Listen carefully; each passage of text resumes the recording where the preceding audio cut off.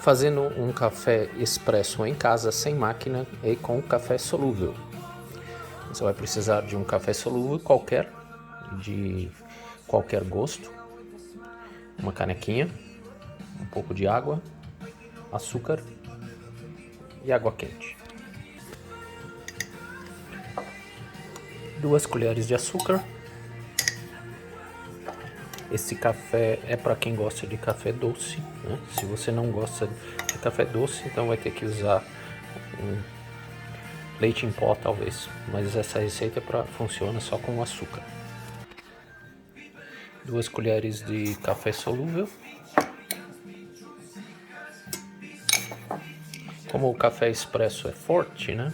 Eu gosto de fazer ele bem forte também, então de repente 2 colheres e meia seria o ideal.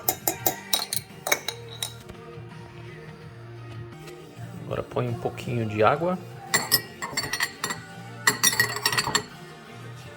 na mistura até ele ficar assim pronto para ser misturado, né?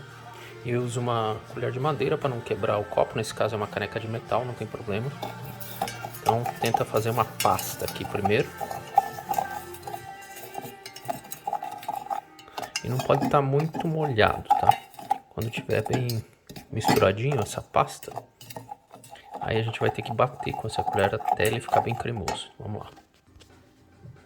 Quanto mais se mistura, mais cremoso vai ficando.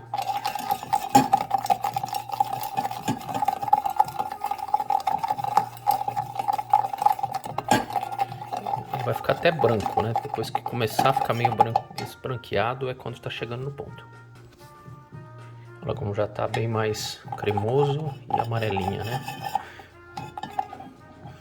Então não coloca-se muita água para fazer essa pasta, porque se ficar muito líquido não vai funcionar. Então já está pronto para colocar água fervendo agora.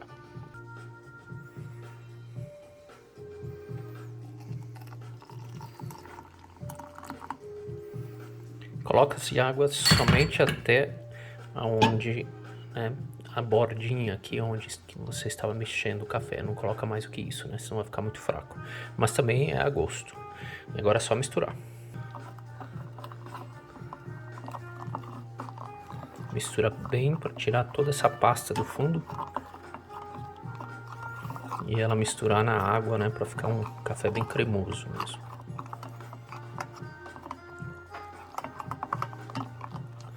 Vamos ver.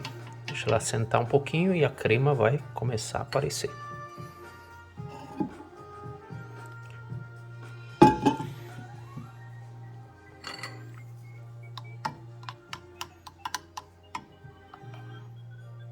Já tá uma crema boa já. A gente pode transferir para uma outra xícara se quiser.